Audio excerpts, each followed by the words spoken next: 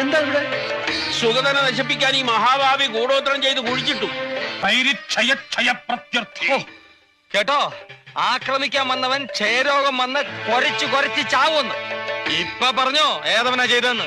സത്യം തുറന്നു പറയൂ, ആരാ ഈ കുടം കുടിച്ചിട്ടത്? തേങ്ങ ഇറങ്ങി സ്വാമി, അനാഥമാക്കല്ലേ സ്വാമി. പൊട്ടിക്കാൻ പോകുന്നു. ഇപ്പൊ പൊട്ടിക്കും. അടുത്ത നിമിഷം പൊട്ടാൻ പോകുന്നു. ഇപ്പൊ പൊട്ടും, ഇപ്പൊ പൊട്ടും. അടുത്ത നിമിഷം പൊട്ടിച്ചത് പൊട്ടുന്നു. തനിക്ക് പൊട്ടിക്കാൻ വയ്യെങ്കിൽ ഞാൻ പൊട്ടിക്കാവിടോ. അയ്യോ,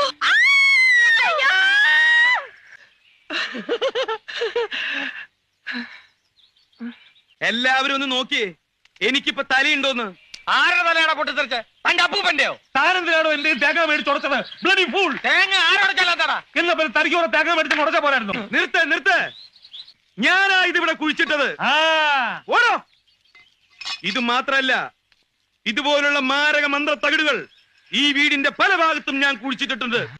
5 പ്രാവശ്യം നീയോ നിന്റെ കുടുംബമോ അതിനെ മറികടന്നാൽ ദേഹമാസകലം പുണ്ണ് പിടിച്ച് പഴുത്ത് പുഴുത്ത് ദ്രവിച്ചിട്ടാവും. കൂടോത്രം ചെയ്തവരെ ശിക്ഷിക്കാൻ ഇന്ത്യൻ ഭരണഘടനയിൽ വകുപ്പിലിട പുല്ലേ.